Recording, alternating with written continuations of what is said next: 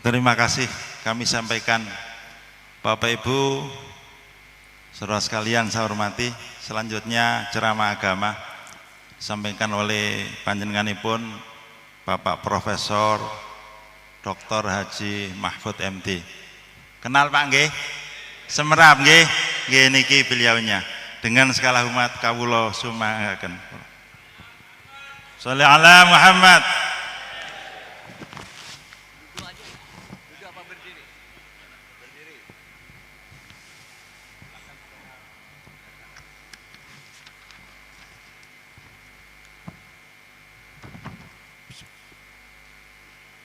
Assalamualaikum warahmatullahi wabarakatuh. Alhamdulillahilladzi an'ama alaina binikmatil iman wal islam wa huwallazi arsala rasulahu bil huda wa dinil haqqi liyudhhirahu 'alad dini kullih wa kafa billahi syahida. Asyhadu an la ilaha illallah wa asyhadu anna muhammadar rasulullah.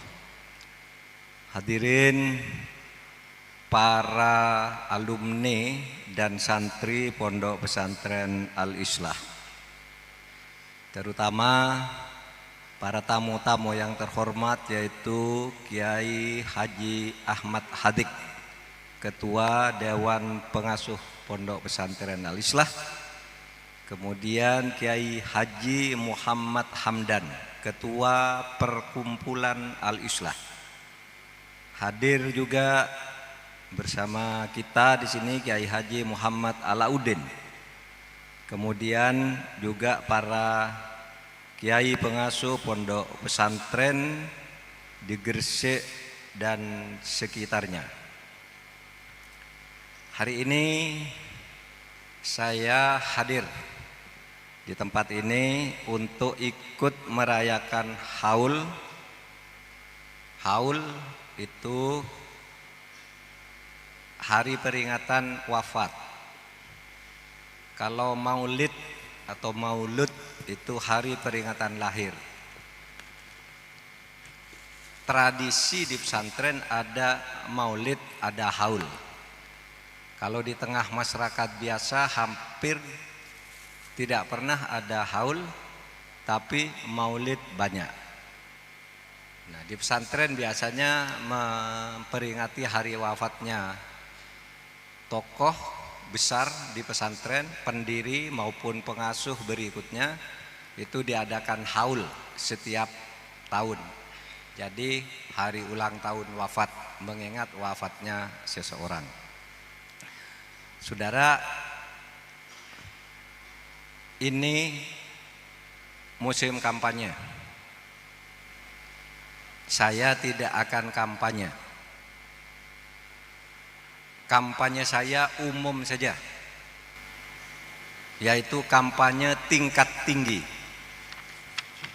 Kampanye tingkat tinggi itu yaitu kampanye agar setiap warga negara berpartisipasi di dalam pemilu. Nah, kalau kampanye yang tingkat rendah itu biasanya harap pilih ini, pilih itu. Nah, kalau itu nanti saudara sekalian tanya ke pengasuh saja. Saya tidak perlu kampanye politik ya. Karena biasanya kalau orang pesantren itu sudah punya pendirian, punya sikap, punya penilaian, di kampanye juga tidak ada gunanya. Memang sudah milih atau memang sudah tidak milih gitu. Kan gitu kalau di pesantren itu. Oleh sebab itu nanti pokoknya berpartisipasi aja di dalam pemilu dengan sebaik-baiknya dan memilih calon yang paling bagus yang disediakan oleh hukum dan konstitusi yang sekarang sudah ada di depan kita masing-masing. Silahkan pilih siapa yang mau dipilih, partai apa yang mau dipilih, dan seterusnya. Silahkan nanti direnungkan di rumah masing-masing. Saya tidak akan memberi pengarahan ke arah itu. Saya hadir untuk sebuah haul, memperingati hari wafatnya dua kiai, yaitu Kiai Haji Ahmad Maimun Adnan yang 9 tahun lalu wafat, Lalu pengasuh berikutnya yang juga baru saja 3 bulan lalu, lebih 10 hari wafat, namanya Kiai Haji Ahmad Tohawi Hadim.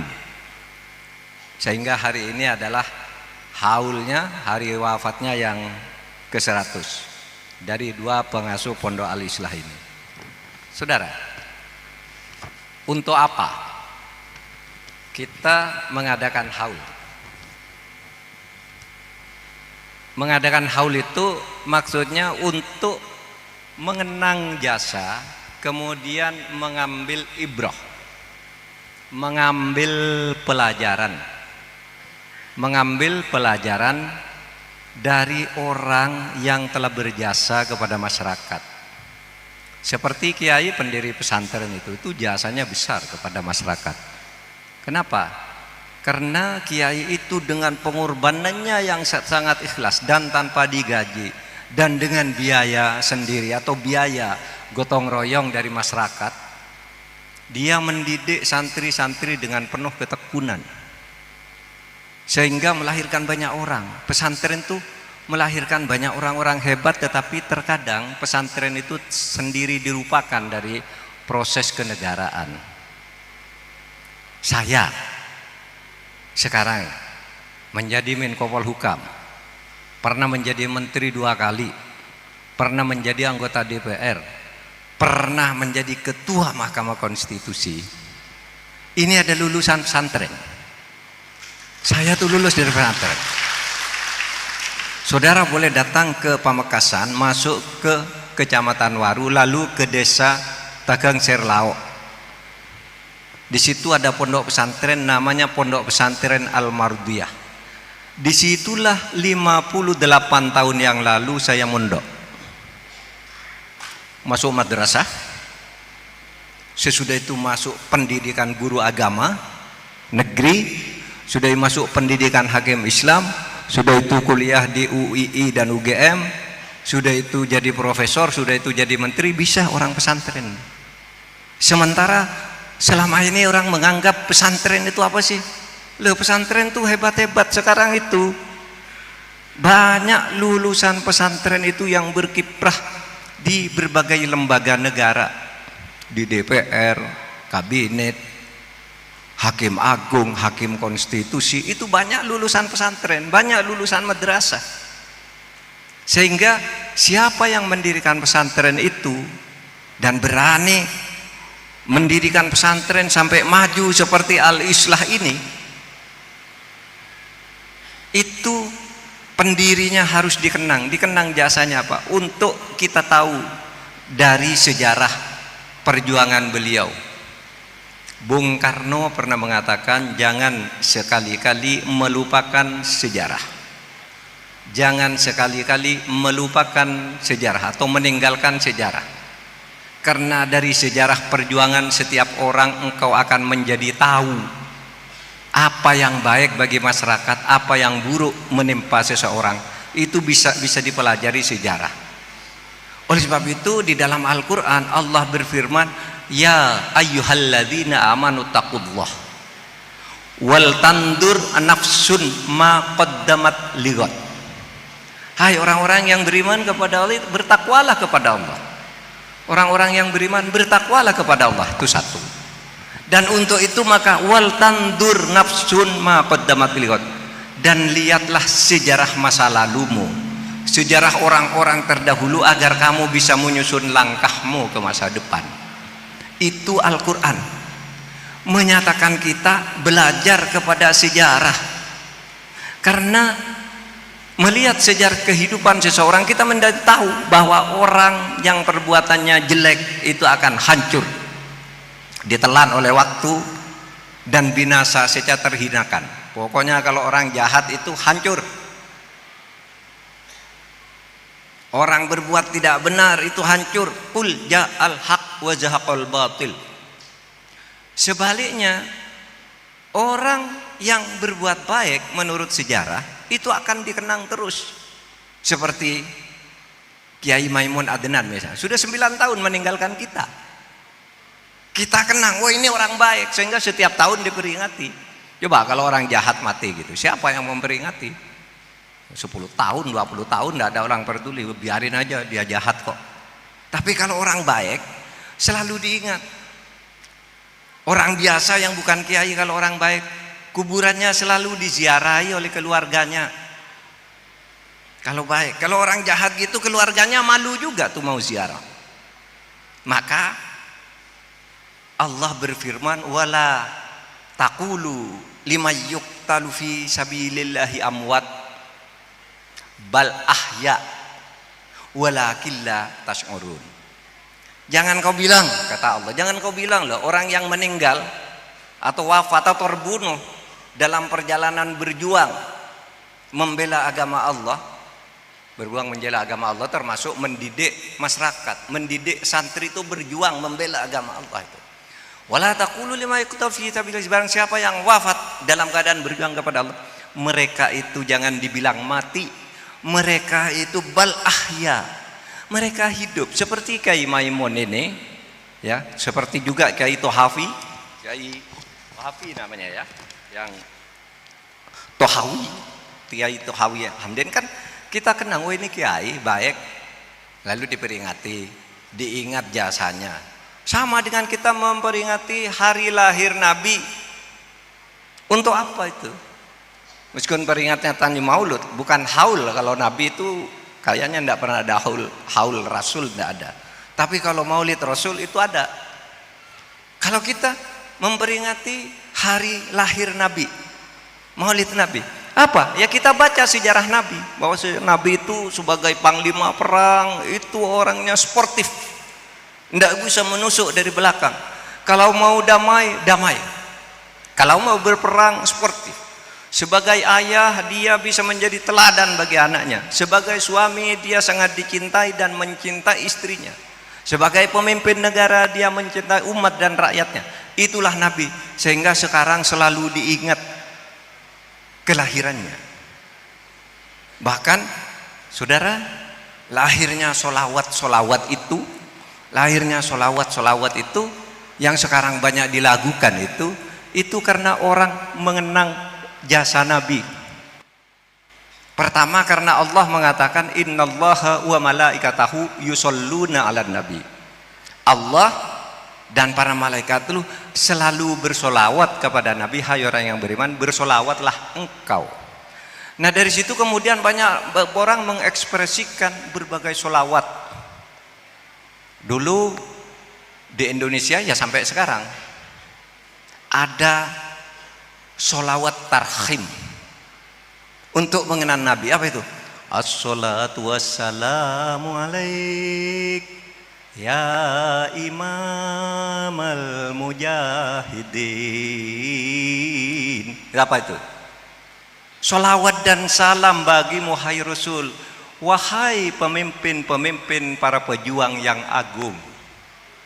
Pujian kepada Nabi karena dia memimpin para mujahid itu dengan penuh keagungan, dengan penuh sportivitas. Diingat itu salawat tarhim. Itu ditulis oleh Al-Husari, direkam di Indonesia pada tahun 63 ketika dekan Fakultas Adab Universitas Al-Azhar ini berkunjung ke Indonesia lewat Solo, lalu dipaksa oleh perusahaan rekaman Lokananta, kamu di Mesir sangat terkenal tuh sholawat tarhim, ayo di sini rekaman. Disitulah rekaman sholawat tarhim yang selalu kenal itu, karena itu untuk mengenang Nabi. Atau sholawat burdah yang ditulis oleh Al-Busiri yang kita hafal di sini, Maula ya sholli wa sallim daiman abada ala habibika bil khalqi khairi khalqi kullihim ya Rabbi bil Mustafa balligh maqasidana waghfir lana ma madha ya wasi'al karami. Itu semua pujian kepada Rasul. Al-Busiri menulisnya itu di Iskandariyah di Mesir. Ketika beliau ini sedang lumpuh begitu, lalu dia terus menangis berdoa, wahai Rasul, wahai Rasul, wahai Rasul. Suatu saat dia bermimpi ketemu Rasul, lalu diberi sebuah burdah selendang. Busiri, kenapa kamu sedih? Karena Saya lumpuh Rasul, ini selendang terbang, lalu dikejar oleh dia dalam keadaan bermimpi. Begitu bangun dia sudah bisa berjalan, maka ditulislah sholawat burdah. Itu yang ditulis, yang di Indonesia banyak dihafal. Kalau di Iskandaria itu sholawat burdah itu setiap hari Jumat itu dijadikan sholawatan. Ada ketika sedang gembira orang yang bersolawat tuh tersenyum sambil menari-nari darwish itu.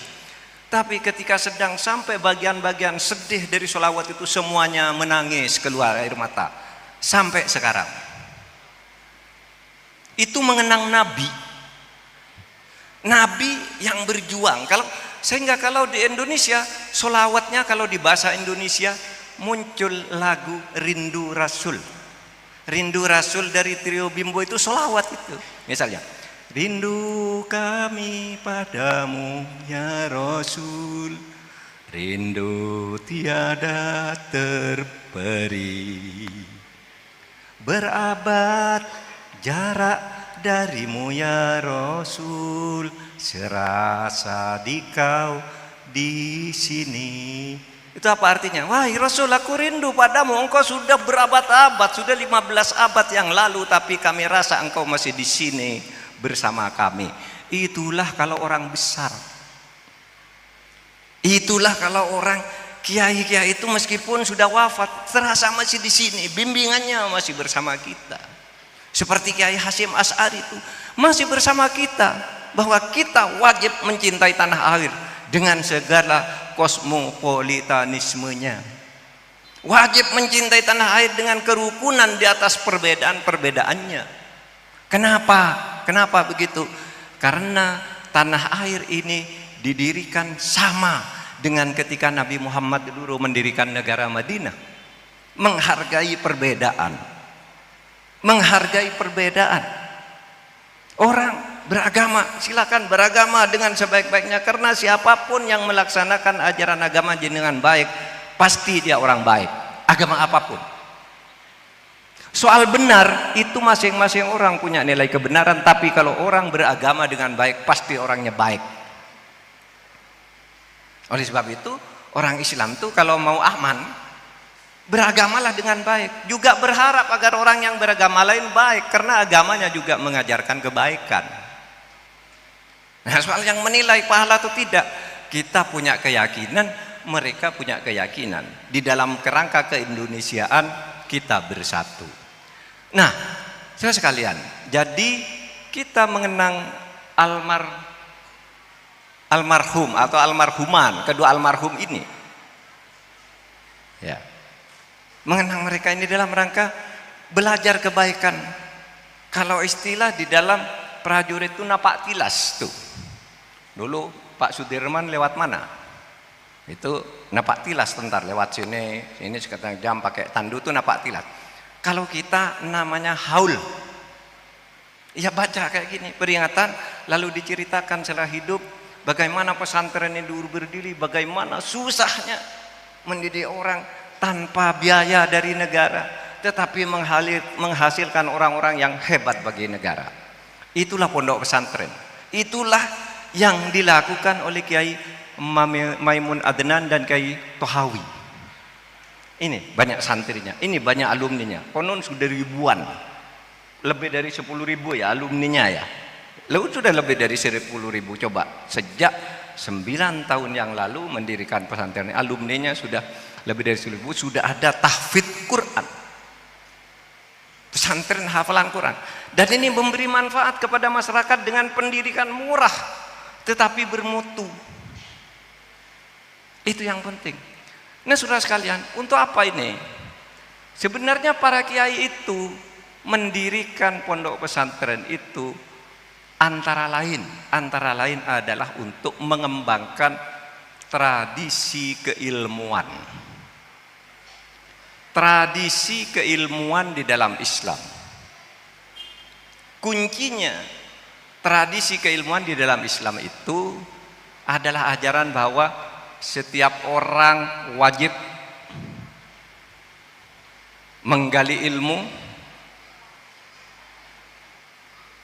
dari sejak lahir sampai masuk liang lahat, sampai masuk kuburan, sampai mati. Utlubul ilma walau bisin, carilah ilmu walaupun sampai ke negeri Cina. Dulu negeri Cina sangat jauh, tapi ilmu pengetahuannya sangat maju di zaman Rasulullah. Cari sampai ke Cina, kata Rasul. Tolabul ilmi faridatun ala kulli muslimin wa muslimah.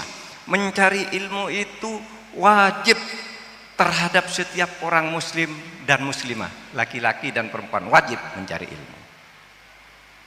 Di Al-Quran disebut innama yakhsyallah min ibadihil ulama, sesungguhnya hamba Allah itu yang betul-betul takut kepada Allah, yang ilmunya banyak.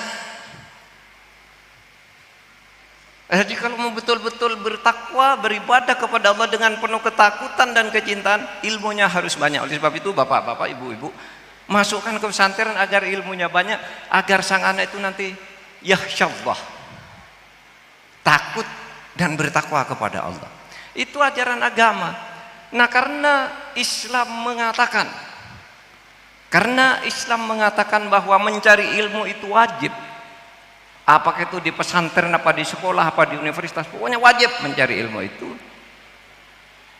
Maka kemudian Islam itu berhasil mengembangkan ilmu pengetahuan dan teknologi dan menguasai dunia di abad pertengahan. Karena begini, saudara, Nabi Muhammad dan Allah dan Nabi Muhammad memerintahkan manusia belajar ilmu yang banyak agar kamu bisa beriman dan bertakwa dengan benar. Itu dalilnya banyak sekali.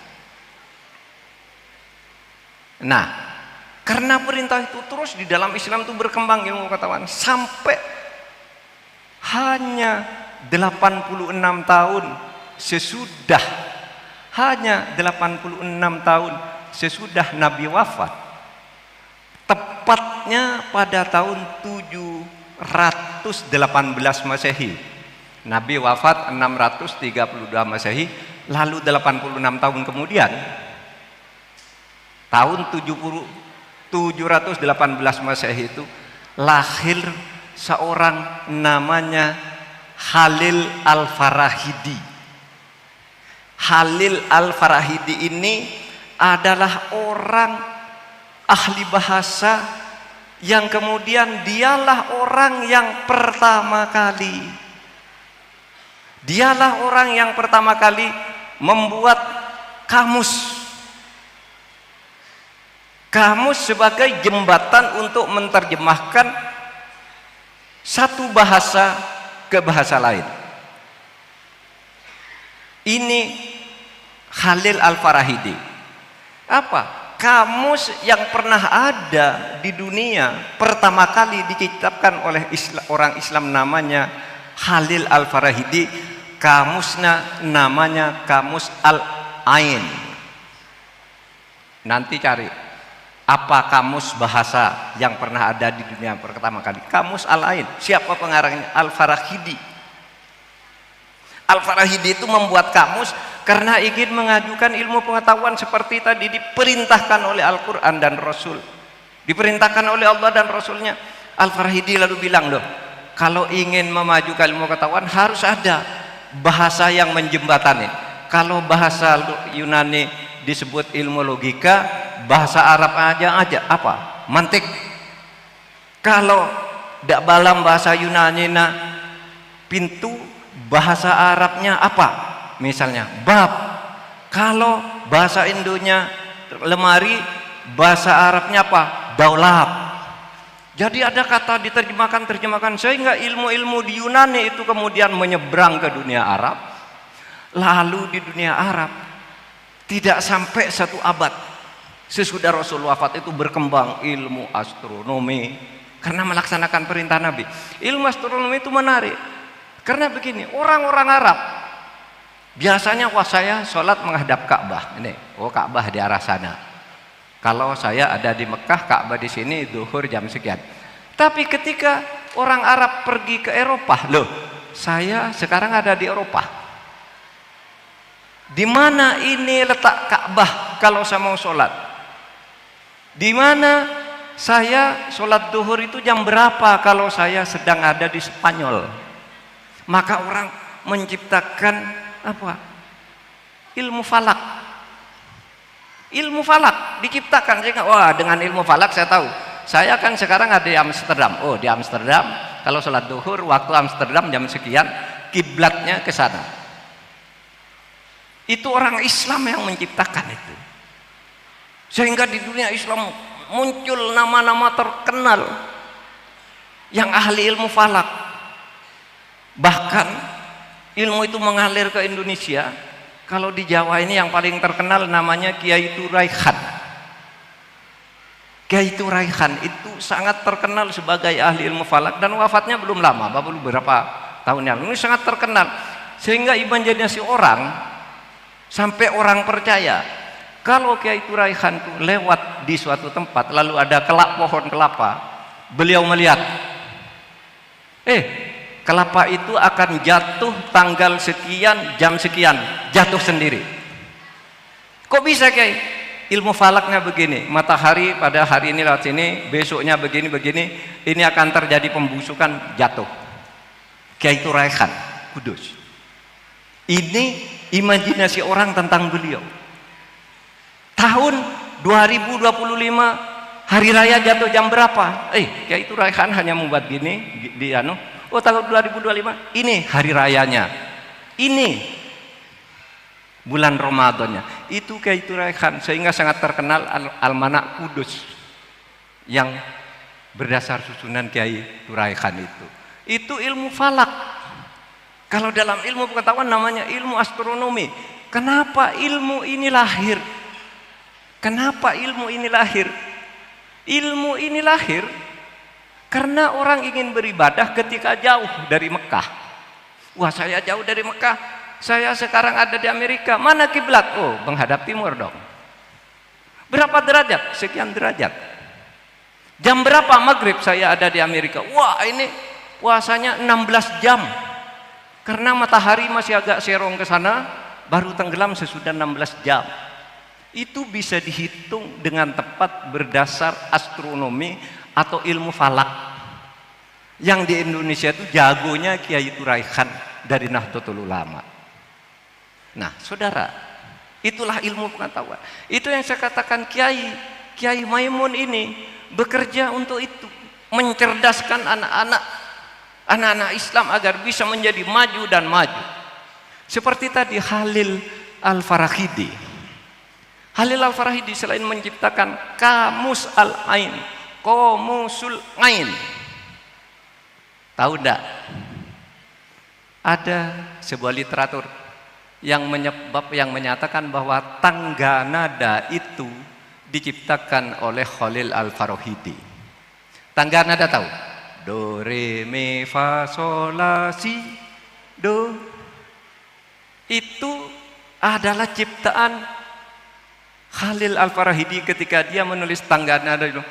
Duror mufasolati, duror mufasolati, duror mufasolati. Itu lalu masuk ke Itali menjadi do, re, mi, fa, sol, la, si, do. Do, re, mi, fa, sol, la, si, do, re, mi. Terus gitu. Sehingga orang bergumam dengan nada apapun bisa dikembalikan ke angka ini. Sehingga misal gini, do, re, mi, fa, sol, mi, do, la, do, si, la, sol, gitu. Itu dari duror mufasilati. Apa duror mufasilati itu? Rangkaian mutiara. Siapa yang pernah tahu ini? Begitu hebat Islam. Ilmu kedokteran juga Islam yang paling pertama memajukan. Dimulai dari Al-Razi, Ibnu Sina, Ibnu Rushd, sampai ilmu kedokteran modern itu sumbernya dari sana. Karena apa? Ada orang-orang yang berpikir sangat ulama.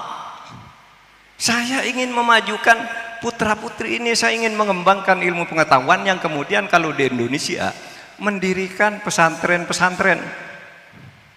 Dari pesantren-pesantren inilah lahir pejuang-pejuang. Lahir pahlawan-pahlawan yang mengantarkan Indonesia menjadi sebuah negara yang merdeka dan berdaulat.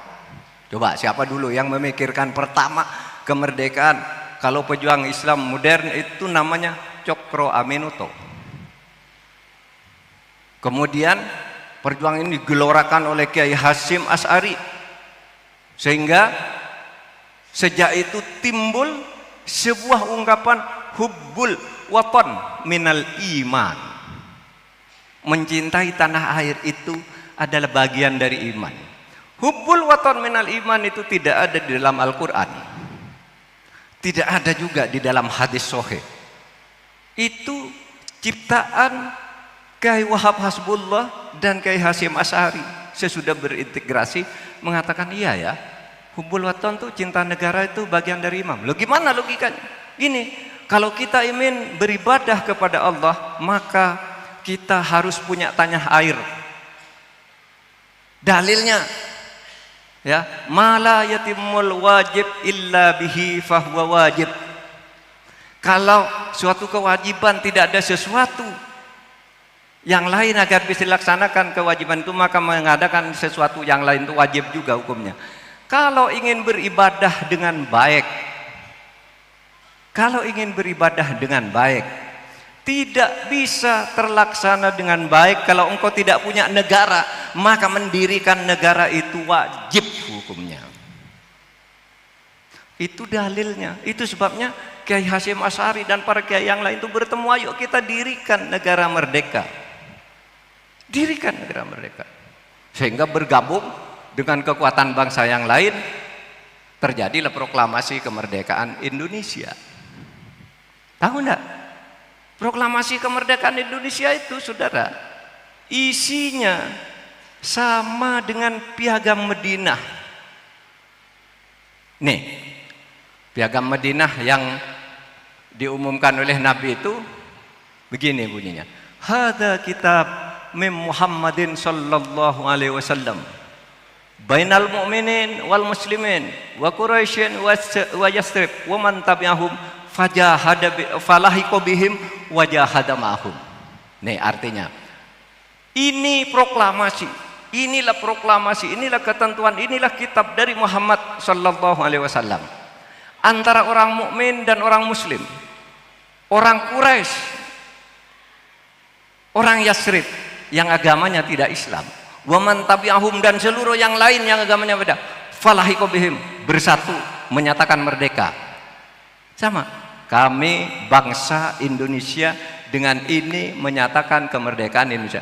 Bangsa Indonesia, orang Indonesia yang terdiri orang Jawa, orang Sumatera, orang Kalimantan, bangsa Madura, bangsa apa, bersatu. Falahiqu bihim wajahada ma'hum, hal-hal yang mengenai pemindahan kekuasaan direbut dengan cara saksama dan dalam itu wajahada ma'hum. Sama dengan proklamasi, sama dengan proklamasi. Kenapa orang Islam kok meragukan Indonesia itu Islam? Ini ciptaan para ulama. Wong proklamasi kemerdekaannya itu sama dengan proklamasi Nabi Muhammad ketika mendirikan kota Madinah yang di situ banyak agama. Sehingga baina Quraisy wa Yasrib. Tahu Yasrib itu? Yasrib itu adalah kota Madinah sebelum Nabi Muhammad hijrah ke sana, namanya Yasrib. Yasrib itu negara yang agak kacau dan diskriminatif, yang kuat memeras yang lemah, yang agamanya lebih besar mengejek yang lain, suku yang lebih bagus mengejek suku yang lain. Itu terjadi di Yasrib. Begitu Nabi masuk, tidak bagus kota ini. Kota ini saya ubah namanya menjadi kota Madinah. Madinah itu artinya apa? Madinah itu artinya peradaban. Kota yang beradab. Masyarakat madani. Bahasa ilmu politiknya civilized society. Masyarakat yang berperadaban. Itu yang didirikan oleh Nabi Muhammad, mendirikan negara, lalu mengembangkan ilmu pengetahuan. Seperti tadi saya katakan, banyak sekali dikembangkan ilmu pengetahuan di berbagai pesantren sehingga melahirkan tokoh-tokoh besar dari peras pesantren. Saya sering mengatakan gini, saudara, seandainya dulu umat Islam yang diwakili oleh tokoh-tokoh agama, pesantren, menyatakan saya tidak mau mendirikan negara Indonesia kalau bukan negara Islam, Indonesia tidak akan pernah ada, saudara. Justru karena orang Islam mengikuti cara Nabi dalam bernegara, Indonesia ini berdiri. Mengapa? Indonesia itu penduduknya 80-70%. Kalau Kiai mengatakan jangan, itu Indonesia itu tidak benar, bukan negara Islam, tidak ada Indonesia. Tapi karena para Kiai itu berijtihad, ini bangsa kita ini sukunya ada 1360. Pemeluk agamanya macam-macam, Kristen, Hindu, Buddha, banyak. Kalau kita merdeka sendiri dengan nama negara Islam, tidak bakalan. Kita ini rukun. Orang Timur mengatakan kalau itu kalau nantinya negara Islam kami tidak ikut. Orang Islam bilang kalau bukan negara Islam kami tidak ikut. Maka lahirlah negara yang disebut Darul Mitsaq, negara kesepakatan. Seperti ketika Nabi mendirikan negara, tidak ada negara Islam Madinah, tidak ada. Yang disebut oleh Nabi Madinah Al-Munawwarah. Bahkan saya sering bercerita di dalam tentara Nabi itu, banyak tentaranya yang beragama Yahudi dan Nasrani. Ketika ditanya, kenapa kamu ikut Nabi? Saya tidak ikut Islam, saya membela tanah airku, yaitu Madinah. Sampai ada orang yang sangat terkenal namanya Muhairik. Tahu Muhairik? Muhairik itu adalah sahabat Nabi tapi Yahudi. Ikut perang Uhud, gugur di perang Uhud. Ketika hidup ditanya dia, Muhairik, kenapa kamu ikut perang membela negara Islam? Oh, saya tidak membela negara Islam, saya membela negara Madinah, tanah airku Madinah. Loh, ini kan dipimpin oleh Nabi Muhammad. Saya pengikut Nabi Muhammad karena beliau seorang kepala negara yang sangat adil, bijaksana, bukan karena agamanya, kata Muhairik. Sampai suatu saat Muhairik itu ikut perang Uhud. Di perang Uhud ketika terjadi salah strategi, kaum muslimin yang ada di atas bukit Uhud itu merasa sudah menang, lalu turun beramai-ramai mengambil rampasan perang. Tentara musuh balik naik ke bukit Uhud lalu menyerang orang Islam. Di situ Islam kalah di dalam perang Uhud.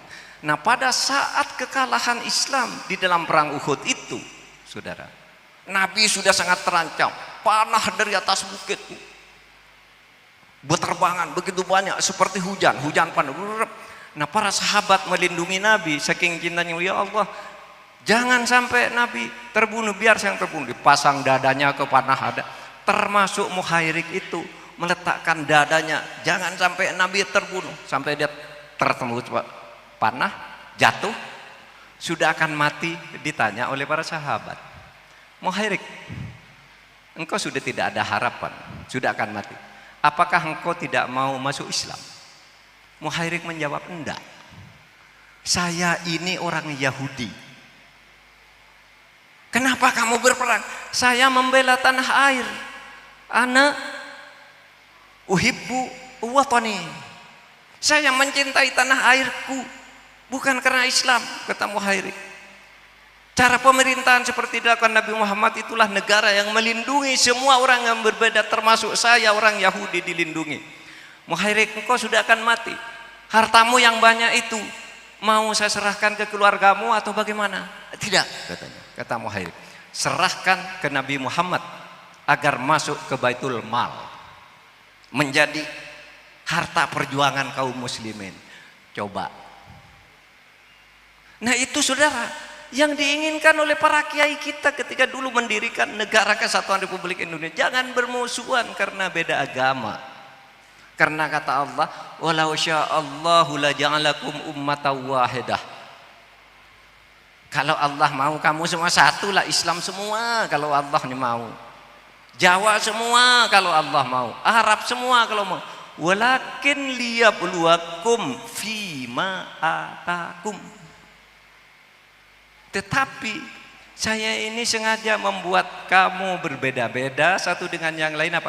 untuk menguji kamu apakah kamu di dalam perbedaan itu tetap bisa berbuat baik di antara sesama manusia. Sehingga ayat di dalam surat Al-Maidah ayat 48 itu ditutup oleh Allah dengan potongan ayat fastabikul khairat, berlomba-lombalah kamu berbuat baik di antara perbedaan yang saya sebutkan tadi. Nah itulah saudara, kerjasama Indonesia di dalam perbedaan-perbedaan itu mengantarkan kita maju seperti sekarang. Sehingga kita memberi hormat kepada para ulama yang telah mendidik para santri, mengembangkan ilmu pengetahuan dan teknologi. Sehingga sekarang itu banyak anak santri hebat. Banyak anak santri hebat. Itu ada anak lulusan pondok pesantren di Paiton, Nurul Jadid. Nurul Jadid lulus SMA, bahasa Arab pinter, kemudian dia sekolah ke Cina, belajar bahasa Cina pinter. Tahu enggak? Hanya dalam waktu beberapa tahun sudah mendapat gelar doktor dari Universitas Cina, sekarang kembali ke Paiton. Lulusan pesantren. Mulai dari belajar di pesantren, dibangun semangatnya untuk belajar, menjadi hebat. Ada juga anak dari Gresik sini, dari Gresik ini. Namanya Ainun Najib. Hanya lulusan madrasah aliyah, dia jago komputer di situ, jago programmer sehingga dikontrak oleh perusahaan besar di Singapura. Lulusan SMA sini, madrasah aliyah di Gresik ini, lulusan pesantren lalu ke Singapura cari kerja, belajar komputer hebat. Sekarang program dia gajinya mahal. Kemarin dipidatokan oleh Pak Jokowi di Kalimantan Timur. Banyak orang pesantren yang hebat seperti Ainun Najib. Itu sebaiknya diajak pulang ke Indonesia. Mau diajak pulang ke Indonesia, gajinya berapa? Gajinya kecil di Indonesia, nggak mau dia. Sehingga dia tetap ada di Singapura, tapi kontribusinya terhadap pengembangan ilmu dan kepesantrenan sekarang ini menjadi anotan banyak santri, anotan banyak generasi muda. Itulah jasa kiai yang ketika mengajar itu tidak digaji. Pesantren itu hanya bergantung pada bisyarah wakaf orang. Sehingga saya pada tahun 2009, 2010 gitu pernah membatalkan, saya ketua MK waktu itu, ada undang-undang Badan Hukum Pendidikan yang menyatakan bahwa semua lembaga pendidikan harus berbadan hukum. Badan hukum itu artinya apa? Sebuah instansi resmi yang dibentuk berdasar akta bahwa ini berbadan hukum dan seluruh keuangannya dicatat, dilaporkan kepada negara. Kalau laporannya tidak bisa dipertanggungjawabkan, maka lembaga itu bisa diambil alih oleh negara, entah dilikuidasi, entah dibubarkan. Ada undang-undang begitu, undang-undang BHP namanya. Masuk ke meja saya baca, kok ada undang-undang begini? Kalau undang-undang begini ada, pesantren bisa bubar karena pesantren itu tidak pernah mencatat uangnya. Iya kan? Dirikan pesantren di sana, ada orang datang, Pak, saya mendirikan pesantren, dikirimi semen, dikirimi kayu, gimana nyatat dalam nilai uang mau dilaporkan ke negara? Jadi pesantren. Ada di sini, ini Pak, masjid kurang membar gitu, dikirim membar, dikirim pengeras suara, tidak ada catatannya, sehingga semua lalu atas nama kiai. Nah kalau undang-undang ini tidak dibatalkan, saudara, semua pesantren bisa dibubarkan oleh pemerintah. Kenapa? Lah ini tidak ada catatan keuangannya. Maka undang-undang itu saya batalkan. Jedat. Saya dimarahi banyak. Kenapa dibatalkan? Kamu tahu enggak? Ini undang-undang ini nanti suatu saat bisa digunakan untuk membubarkan pesantren. Karena pesantren-pesantren itu pada umumnya tidak punya pembukuan yang sifatnya melembaga badan hukum. Pesantren itu diasuh oleh kiai, keseluruhannya diatur secara internal, tidak ada pembukuan yang berdasar sistem akuntansi, sistem audit yang diatur oleh negara, tidak ada di pesantren. Itulah sebabnya saudara, pesantren ini mari tenang aja ke depan. Malah sesudah itu pemerintah mengeluarkan undang-undang pesantren untuk memperkuat posisinya sebagai lembaga pendidikan. Hadirin sekalian, kita berdoa untuk kedua kiai, yaitu Kiai Maimun Adnan dan Kiai Tawafi yang sudah wafat, yang telah membina pesantren ini dan melahirkan alumni-alumni yang ada di sini yang hebat-hebat ini. Mereka berjuang dengan ikhlas. Saya tanya tadi, sini ada guru yang dibantu oleh negara? Enggak. Oh, ini ustadz-ustadz ini menjawab, Pak, sini dulu gurunya bagus-bagus, lalu kita minta agar negara membantu. Guru-guru ini dijadikan pegawai negeri, tapi lalu ditarik oleh pemerintah, diletakkan di sekolah-sekolah negeri. Pesantren kehilangan sumber daya manusia yang hebat-hebat. Nah, itu keliru kebijakan. Harus dikembalikan bahwa orang yang sudah dididik oleh pesantren sudah bagus, ya biar aja di situ. Kalau negara mau bantu, negara yang menggaji dia. Karena saya dengar gajinya ada yang cuma 300.000, ada yang cuma 150.000, dibayarnya juga tidak tiap bulan, nunggu 3 bulan, nunggu 6 bulan, nunggu ada bisyarah dari orang lain. Nah saudara, ini yang harus diperbaiki, karena pesantren dan lembaga-lembaga pendidikan agama itu telah memberikan sumbangan besar terhadap kemajuan negara ini. Sudah memberi sumbangan besar terhadap kemajuan negara ini, sehingga setiap ada haul di pondok pesantren dan saya diundang dan waktunya cocok, saya datang. Karena saya adalah alumni dari pondok pesantren juga, dan ternyata bisa menjadi orang yang cukup berarti di negara ini. Itu pesantren. Dari sebab itu mari, kalau sesudah haul ini kita teruskan nih perjuangan Kiai Maimun dan Kiai Tawafi, kita teruskan perjuangannya mendidik kaum muda, dengan catatan yang terakhir bahwa pengembangan ilmu di dalam Islam itu berdiri di atas 3 pilar. Maaf, ini bukan 3 politik, berdiri di atas 3 pilar. Pertama, menurut Islam, menurut Al-Quran dan Al-Hadis, ilmu pengetahuan dan ilmu umum itu tidak ada. Yang ada adalah ilmu. Ilmu itu adalah bagian dari agama, sehingga ilmu pengetahuan umum itu ya agama juga. Agama juga. Misalnya matematika itu ya agama. Ilmu arsitektur ya agama. Komputer agama. Jangan dikatakan wah ini kalau ini ilmu umum, ini ilmu agama, yang belajar fikih, belajar tasawuf, belajar ibadah itu dianggap ini ilmu agama, yang ini bukan. Semua agama bagi Islam, ilmu dan agama itu satu paket. Orang yang ilmunya tinggi harusnya beragamanya makin baik. Orang yang penghayatan keagamannya bagus itu pasti ingin mengembangkan ilmu-ilmu yang diperintahkan oleh agama Islam. Satu. Yang kedua, Islam itu menolak rasionalisme, melebih-lebihkan akal. Islam itu menolak rasionalisme tapi menerima rasionalitas. Rasionalisme itu adalah suatu faham yang mengatakan bahwa yang benar itu hanya yang masuk akal.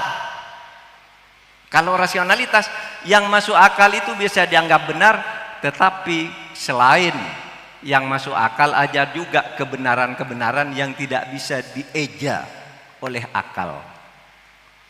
Misalnya ilmu matematika, ilmu fisika itu bisa dieksperimen, masuk akal, itu ilmu. Tapi kalau di dalam Islam misalnya ada tidak masuk akal tapi benar, apa? Mati. Coba orang mati itu, ini saya bawa anak itu dokter, tanya pada dokter, dok, kenapa ini mati? Oh, rohnya ndak ada, nyawanya udah pergi. Loh, tadi sebelum mati rohnya ada di mana, dok? Ndak tahu. Tidak tahu. Orang sebelum mati tadi nyawanya ada di mana? Kok sekarang jadi mati? Cari dong, kembalikan. Tidak bisa, kata dokter. Kenapa? Kenapa? Karena itu rahasia Allah yang tidak masuk akal. Tapi terjadi. Maka Allah mengatakan, wa ma utitum minal ilmi illa qul. Itu ceritanya, kisahnya. Ada Nabi kata begini, Allah berkata kata Nabi ya, wa yas'alunaka 'anir ruh. Qulir ruh min amri rabbi wa ma utitum minal ilmi illa qalila. Muhammad, pasti orang-orang bertanya padamu, kapan itu mati? Apa itu roh? Bagaimana orang kok bisa mati? Katakan kepada semuanya bahwa roh itu rahasia Tuhan, tidak akan pernah ada ilmunya. Maka sampai sekarang tidak ada ilmu roh. Semua orang hebat jadi dokter tidak bisa menemukan ilmu tentang roh sehingga tidak bisa menghidupkan orang. Ilmu berbagai penyakit sekarang ada, tapi ilmu yang menahan agar nyawa orang tidak hilang itu belum ada ilmunya. Karena dokter pun tidak tahu orang itu kalau hidup nyawanya ada di mana, tidak ada. Tidak ada yang tahu.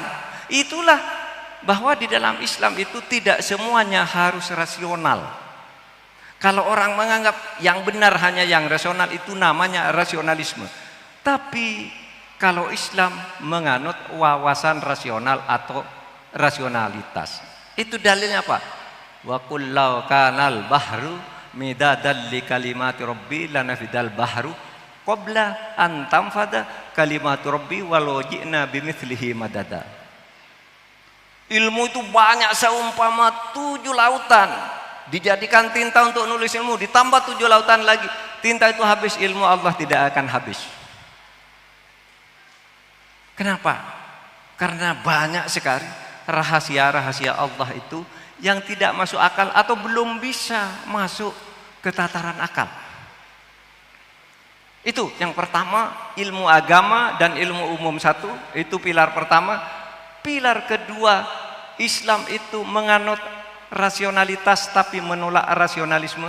Yang ketiga, ilmu dan tingkah laku manusia itu harus berpihak kepada keselamatan manusia. Tidak boleh ada dikembangkan ilmu yang membahayakan manusia. Seperti bom atom, bagus. Ketika uji coba hati-hati, jangan sampai membahayakan orang seperti lumpur lapindo itu. Ceroboh sekali, dia mengembangkan teknologi, gali, sudah diberitahu bahwa menurut ilmu seharusnya ini ada semacam payung atau tameng di situ, tetapi ceroboh sekali sehingga pada akhirnya air mencur sampai sekarang 1 kecamatan hilang di Sidoarjo itu, sampai sekarang jadi lumpur. Itu namanya ilmu yang tidak memperhatikan keselamatan manusia. Itu tidak boleh. Apa saja ilmu harus dipikirkan dulu bahwa ilmu itu harus bermanfaat bagi kehidupan manusia. Para kiai dan para hadirin, para alumni, para santri, saya kira cukup. Saya karena saya jam 3 harus sudah terbang ke Jakarta. Ya, silakan melakukan kontemplasi atau merenung tentang jasa-jasa kedua almarhum pengasuh pondok pesantren ini yang telah berjasa kepada masyarakat untuk mencetak manusia Indonesia yang berbakti kepada kebaikan. Wallahul muwaffiq ila aqwamit thariq. Assalamualaikum warahmatullahi wabarakatuh.